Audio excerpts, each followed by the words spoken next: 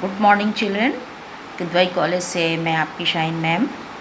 चलिए, इस online class में एक बार फिर से आपका स्वागत है। और कैसे हैं बच्चों आप सब? कैसा लग रहा है आपको? आपके लिए भी बहुत नई चीज़ है और हमारे लिए भी नई चीज़ है, लेकिन ये व्यवस्था की गई है कि आप सभी बच्चों का कोई भी नुकसान नहीं हो पढ़ाई का। इस ऑनलाइन क्लास के माध्यम से आप काफ़ी नॉलेज आपको हो सकती है और आप अपने एग्ज़ाम के लिए बिल्कुल तैयार हो सकते हैं। तो आपको तो बहुत प्राउड होना चाहिए बच्चों के इतने अच्छे मैनेजमेंट में, और मैं इतने अच्छी प्रिंसिपल और सारे टीचर्स हम लोगों को इतना अच्छा पढ़ाती हैं। तो आपको कहीं से भी कोई कमी आपकी पढ़ाई में नहीं है, कोई भी आपका लॉस ना हो, इसके लिए पूरी व्यवस्था की गई है और सभी टीचर्स आपको बहुत अच्छा पढ़ाती हैं। तो बच्चों, आप अच्छी तरह से वीडियो को सुना कीजिए और हर पॉइंट्स पे जो मैं भी चर्चा करती हूँ, मैं तो आपको चर्चा की बिंदु बना देती हूँ, उन सारे बिंदुओं को वन बाय वन आपको समझाती हूँ। तो इसमें भूलने का भी कोई सवाल नहीं है। जब भी आपको लगे कि इस चैप्टर में क्या है, आप मेरा वीडियो खोलिए और उस वीडियो में देखिए कि इंट्रोडक्शन से लेके हर पॉइंट्स में मैंने अलग अलग है, किसी में 2 वीडियो रहेगा, किसी में 3 वीडियो रहेगा, तो अलग अलग हर वीडियो में अलग अलग पॉइंट्स पे चर्चा की जाती है, ताकि आपका पूरा कंसेप्ट क्लियर हो जाए और आपको किसी भी क्वेश्चन के आंसर में कोई भी प्रॉब्लम नहीं हो। तो चलिए, हम अपने मुख्य इस पे आ जाते हैं कि हमारा पार्ट क्या, क्लास 9 के सिविक्स का जो हम 3rd लेसन पढ़ेंगे बच्चों, चुनावी राजनीति। इसके पहले हमने आपको 2nd लेसन पढ़ाया था, संविधान। मैं जब भी पढ़ाती हूँ पहले के लेसन का थोड़ा सा बैकग्राउंड देती हूँ, हिस्ट्री और ज्योग्राफी, हिस्ट्री और सिविक्स दोनों में। तो हमने संविधान में क्या पढ़ाया था? हमारा संविधान किसने बनाया? डॉक्टर भीमराव अम्बेडकर। कब ये बन के तैयार हुआ? 26 नवंबर 1949। कब लागू हुआ? 26 जनवरी 1950। ताकि हम उसी दिन क्या करते हैं? गणतंत्र दिवस मनाते हैं। बच्चों, आप कॉलेज में आती हैं, गणतंत्र दिवस मनाते हैं हम लोग। तो चलिए, अब हम मेन पार्ट पे आ जाते हैं आपके। ये है आपका लेसन चुनावी राजनीति, और हम चर्चा करेंगे पूरा कि ये चुनावी राजनीति क्या है, इस अध्याय में हम लोग क्या पढ़ेंगे, कैसे होगा। उदाहरण देते हुए, हरियाणा का उदाहरण देते हुए मैं आपको समझाऊंगी, पूरी चुनाव के बारे में मैं आपको समझाऊंगी वन बाय वन। तो इस लेसन में हम स्टार्ट करते हैं परिचय। चलिए बच्चों, तो हम देखेंगे कि इस लेसन में कि किसी भी लोकतंत्र में प्रतिनिधियों का चुनाव कैसे होता है। तो प्रतिनिधियों को चुनाव कैसे, लोकतंत्र में चुनाव क्यों ज़रूरी है, क्यों उपयोगी, हम ये भी जानेंगे कि विभिन्न दलों की चुनावी प्रतिद्वंद्विता क्या होती है। तो बच्चों, चुनाव के प्रत्येक चरण में चुनाव क्षेत्र की सीमा निर्धारण से लेकर चुनाव परिणाम की घोषणा पे भी हम नज़र डालेंगे। हम देखेंगे कि भारत में चुनाव निष्पक्ष हुआ है या नहीं हुआ, निष्पक्ष और स्वतंत्र चुनाव करने के लिए चुनाव आयोग की क्या भूमिका है, ये सब हम इस पार्ट में बच्चों चर्चा करेंगे। उसलिए एक चीज़ को बच्चों में कई बार बता चुके, अगर हम बार बार बताएंगे तो फिर हमारा मेन पार्ट सिलेबस रह जाएगा।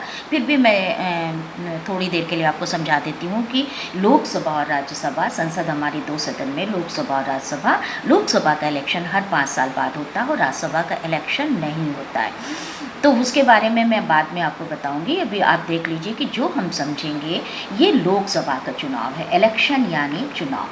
तो अब ये चुनाव तो आपने देख लिया। अब यह हम आपको एग्जाम्पल देंगे कि कैसे हरियाणा का विधानसभा चुनाव हुआ, उसी से रिलेटेड।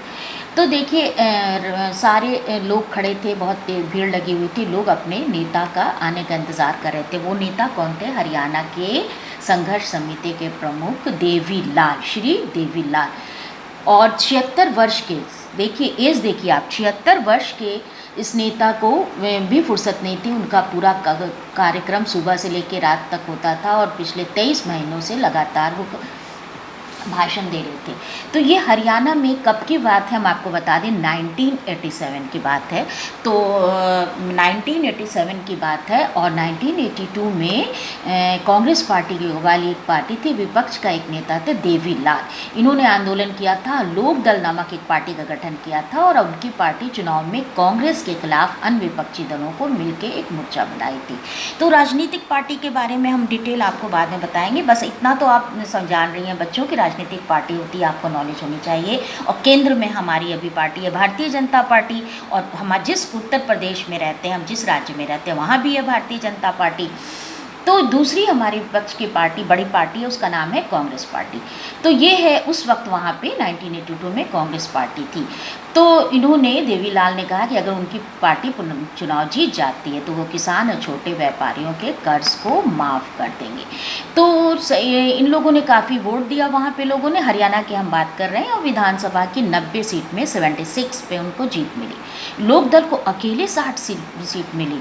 तो इससे क्या हुआ बच्चों कि इनको बहुमत मिला, और उसके बाद से इनकी पार्टी आ गई। चुनावी जब नतीजों की घोषणा हुई तो तत्कालीन उस वक्त मुख्यमंत्री ने इनकार कर दिया, अरे मुख्यमंत्री ने अपने पद को छोड़ दिया, और देवीलाल जो है वहाँ के निर्वाचित विधायक बन गए। राज्यपाल ने देवीलाल को मुख्यमंत्री के रूप में आमंत्रित किया और काम संभालने की जिम्मेदारी दी। तो मुख्यमंत्री बनने के बाद से उनकी सरकार ने आदेश के छोटे किसान, मजदूरों आदि को किया। तो अगले चुनाव 1991 में इस बार उनकी पार्टी को समर्थन नहीं हुआ, तो कांग्रेस पार्टी ने चुनाव जीता। ये मैं आपको थोड़ा सा वहाँ का एग्जाम्पल दे रही हूँ चुनाव के बारे में। तो अब हम देखते हैं कि ये चुनाव की ज़रूरत क्यों है। तो किसी भी लोकतंत्र में बच्चों कि नियमित अंतराल के बाद चुनाव होते हैं। दुनिया में 100 से अधिक ऐसे देश हैं, जहाँ प्रतिनिधियों को चुनने के लिए चुनाव होता है, और अनेक ऐसे देश हैं जहाँ पे लोकतांत्रिक नहीं भी है लेकिन फिर भी चुनाव होता है। भारत कैसा देश है? भारत एक लोकतंत्रात्मक देश है जहाँ पे चुनाव होकर जनता द्वारा चुने हुए लोग शासन करते हैं। अभी चुनाव की ज़रूरत हमें क्यों होती है? देखिए आप कि अधिक लोकतांत्रिक शासन व्यवस्था में लोग अपने प्रतिनिधियों के माध्यम से शासन करते हैं। तो जब हम किसी को चुनते हैं वही शासन करता है। तो इसके लिए ऐसी व्यवस्था की ज़रूरत पड़ती है, इसमें एक नियमित अंतराल पे अपने प्रतिनिधियों को चुन सकें। यानी हम हर 5 साल पे हम अपने प्रतिनिधियों को चुनते हैं, अपनी इच्छा से हम उसे बदल भी सकते हैं। अगर हम बीच में बदलते हैं तो उसे उपचुनाव कहते हैं बच्चों। इस व्यवस्था का चुनाव इस समय हमारे प्रतिनिधित्व लोकतंत्र में चुनाव को ज़रूरी माना गया है। चुनाव में मतदाता कई तरह से चुनाव करते हैं। वे अपने लिए कानून बनाने वाले का चुनाव करते हैं, वे सरकार बनाने और बड़े फैसले वाले का चुनाव करते हैं, वे सरकार और उसके द्वारा बनने वाले कानूनों को दिशा निर्देशित करने वाली पार्टी का चुनाव करते हैं। तो ये चुनाव को लोकतांत्रिक मानने का आधार क्या है, इसके लिए हम चर्चा करेंगे इस पे कि चुनाव को लोकतांत्रिक माना क्यों जाता है। चुनाव देखिए कई तरह से होते हैं बच्चों। लोकतांत्रिक देश में तो चुनाव होते ही हैं, लेकिन गैर लोकतांत्रिक चुनाव में भी किसी न किसी तरह से चुनाव होते हैं। तो चुनाव के लिए हम देखते हैं कि हमने देखा कि जब लोग वहाँ पे चुनाव होता है तो कुछ शर्तें होती हैं। चलिए हम देखते हैं शर्तों को स्टेप वाइज। कि पहला है कि हर किसी को चुनाव में सुविधा हो, यानी हर किसी को मताधिकार का अधिकार हो। मत देने का अधिकार मैंने आपको बताया पहले लेसन में। हर वो व्यक्ति जो किसी भी जाति लिंग का हो, वो पागल दिवालिया न हो, 18 वर्ष का हो, स्त्री या पुरुष कोई भी, सभी को मत देने का अधिकार है। हर किसी के मत का मोल होना चाहिए। दूसरा ये पॉइंट है कि चुनाव में जो दूसरी शर्त है, विकल्प उपलब्ध होना चाहिए। पार्टी और उम्मीदवार को चुनाव में उतरने की आज़ादी होनी चाहिए कि अपने मतदाताओं का विकल्प करें। और उसके बाद तीसरा है बच्चों कि चुनाव का अवसर नियमित अंतराल पे मिलता रहे। चुनाव कुछ वर्षों में ज़रूर कराना चाहिए। चौथा ये पॉइंट शर्त है कि जिसे चाहे वास्तव में चुनाव उसी का होना चाहिए। पांचवा शर्त ये है, पांचवी, कि चुनाव स्वतंत्र और निष्पक्ष होना चाहिए, जिसमें सब लोग अपनी इच्छा से व्यक्ति को चुन सकें।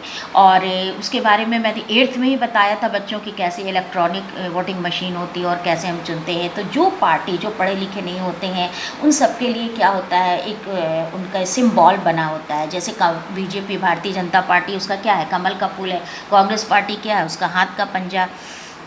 तो इस तरह से जो हम जिसको चाहें उसको चुन सके, ये शर्त बहुत आसानी से हो जाती है। लेकिन कुछ ऐसे देश हैं जहाँ पे इन शर्तों को पूरा नहीं किया जाता है। तो क्या राजनीतिक प्रतिद्वंद्विता ज़रूरी है? राजनीतिक प्रतिद्वंद्विता क्या है? राजनीतिक तो पॉलिटिकल यानी जो क्षेत्र होता है, और प्रतिद्वंद्विता यानी कॉम्पिटिशन जो है वो क्या है। तो हम देखते हैं कि चुनाव का मतलब है राजनीतिक प्रतियोगिता या प्रतिद्वंद्विता। तो राजनीतिक पार्टियों के बीच में प्रतिद्वंद्विता जो होती है बच्चों, निर्वाचन क्षेत्र में इसके उम्मीदवारों के बीच यानी कंपटीशन प्रतिद्वंद्विता हो जाती है। अगर प्रतिद्वंद्विता नहीं रहेगी तो चुनाव बेमानी हो जाएगी। अब ये है कि क्या ये प्रतिद्वंद्विता होना अच्छी बात है? तो इसमें क्या होता है कि हम बस्ती हर बस्ती हर घर में बंटवारे, जैसे कुछ लोग होते हैं कि मैं पार्टी पॉलिटिक्स के, लोग सुना होगा आपने लोगों ने सुना होगा कि लोग कहते हैं कि पार्टी पॉलिटिक्स का चल रही है बहुत ज़्यादा। तो विभिन्न दलों के लोग अक्सर एक दूसरे के खिलाफ आरोप लगाते हैं और पार्टी और उम्मीदवार चुनाव के लिए तरह तरह के हथकंडे अपनाते हैं। तो हमारे जो संविधान निर्माता हैं वो इन समस्याओं के लिए सजग थे। उन्होंने ये ऐसा कहा था कि भविष्य में नेताओं का चुनाव जो है मुक्त चुनावी मुकाबलों से किया जाए, और ये कोशिश की गई कि आदर्श दुनिया में सभी राजनीतिक नेताओं को मालूम होता है कि लोगों का हित किन तरह से हो सकता है। तो ये तो देखा आपने बच्चों कंपटीशन। अब है कि ये हमारी चुनाव की हमारी प्रणाली क्या है, ये बहुत इम्पॉर्टेंट है बच्चों। अब आपको हम डिटेल बताएंगे। आपने बस सुनती होंगी कि इलेक्शन हो रहा है, इलेक्शन है। तो इलेक्शन हो रहा है तो लोकसभा का इलेक्शन कैसे होता है, फिर हमारी सरकार केंद्र सरकार है, राज्य सरकार है, स्थानीय सरकार है, फिर ये निर्वाचन क्षेत्र कैसे बनता है, फिर उसमें अलग अलग स्थानीय क्षेत्र में सारे वार्ड का इलेक्शन कैसे होता है, कौन विधायक बनता है, कौन पार्षद बनता है, ये पूरा मैं आपको डिटेल बताऊंगी। तो चुनाव की प्रणाली में देखिए बच्चों कि हमारे देश में होने वाले चुनाव जो है लोकतांत्रिक है। भारत में किस तरह के चुनाव होते हैं, लोकसभा और विधानसभा में हर बार चुनाव 5 साल के बाद होते हैं। 5 साल के बाद जो चुने हुए प्रतिनिधियों का कार्यकाल समाप्त हो जाता है, लोकसभा विधानसभा भंग हो जाती है और फिर चुनाव क्षेत्र में 1 या 2 दिन के अंतराल में फिर से चुनाव होते हैं। इसे हम आम चुनाव कहते हैं। कई बार होता है कि एक क्षेत्र में चुनाव होता है और जब किसी की मृत्यु या कोई इस्तीफा दे देता है, इस्तीफा यानी अपने पद को छोड़ देता है, या किसी की मृत्यु हो जाती है, उपचुनाव कहते हैं। चुनाव के क्षेत्र में आप देखिए कि जैसे आपने देखा कि हरियाणा में 90 विधायकों का चुनाव किया गया है। तो इसी तरह से अलग अलग कई क्षेत्रों में अलग अलग चुनाव होता है। तो हम अपने हर क्षेत्र में विशेष जो होते हैं हर क्षेत्र के, अब निर्वाचन क्षेत्र पे आप आ जाइए इस पॉइंट पे कि हम हर क्षेत्र के विशेष आधारित प्रतिनिधित्व प्रणाली के हिसाब से चुनाव के उद्देश्य से उसको अनेक क्षेत्रों में बांटा जाता है और इन्हीं क्षेत्रों को हम कहते हैं निर्वाचन क्षेत्र। क्या कहते हैं हम इन्हें? निर्वाचन क्षेत्र। अब देखिए एक क्षेत्र में मतदाता रहने वाले मतदाता अपने प्रतिनिधित्व का चुनाव करते हैं। और लोकसभा चुनाव में देश में इस वक्त 543 निर्वाचन क्षेत्र हैं। कितने हैं बच्चों? 543 तो निर्वाचन क्षेत्र हैं और हर क्षेत्र में चुने हुए प्रतिनिधित्वों को संसद सदस्य कहते हैं। जो बनते हैं उनको क्या कहते हैं? संसद सदस्य। और उसके बाद से प्रत्येक राज्य में उसकी विधानसभा की सीट होती है। हर राज्य में बच्चों क्या होता है? उनकी विधानसभा की सीट होती है। और प्रत्येक संसदीय निर्वाचन क्षेत्र में विधानसभा के कई निर्वाचन क्षेत्र रहते हैं। अब पंचायत और नगर पालिका का चुनाव किया जाता है। प्रत्येक पंचायत को गौर से सुनिएगा बच्चों, कई वार्डों में बांटा जाता है। ये क्या है? छोटे निर्वाचन क्षेत्र। फिर अब हम आपको अब बताएंगे आरक्षित निर्वाचन क्षेत्र, यानी अनुसूचित जनजाति के लिए क्या निर्वाचन किया गया है। तो देखिए हमारे संविधान में नागरिकों को प्रतिनिधित्व चुनने का और जनप्रतिनिधित्व के तौर पे चुनने का जो अधिकार दिया गया है, तो संविधान निर्माताओं ने कमज़ोर वर्ग के लिए आधारित निर्वाचन क्षेत्र की व्यवस्था किया है। इसके लिए अनुसूचित जाति के लोगों के लिए आरक्षित सीट है, कुछ अनुसूचित जनजाति के लिए आरक्षित सीट है। तो ये सीट बच्चों जैसे हम देखते हैं कि लोकसभा में 84 सीट अनुसूचित जाति के लिए है और 47 सीट जो है अनुसूचित जनजाति के लिए है। और इस तरह आरक्षण की ये व्यवस्था जो की गई है ज़िला और स्थानीय स्तर पे भी लागू की गई है और कई राज्यों में ग्रामीण पंचायत में और शहरी जो नगर पालिका और नगर निगम का जो होता है उसमें भी ये आरक्षण लागू किया गया है। तो कुल लोकसभा सीट कितनी है बच्चों? 543 और जनरल है 412, आरक्षित 84 और ये 47। तो यहाँ पे मैं आपको थोड़ा सा मैप दिखाना चाहूँगी बच्चों कि ये देखिए देखिए आप मैप, और ये है पूरा हमारा भारतवर्ष। और इस भारतवर्ष में हम आपको बताते हैं, ये पूरा भारतवर्ष का नक्शा, ये देखिए एक लद्दाख अलग हो गया है, कश्मीर अलग है। ये है कुल निर्वाचन क्षेत्र 543, देख रही हैं आपको। अब बच्चों सामान्य क्या है 412, ये 84 है आरक्षित, ये है आपको अनुसूचित जनजाति।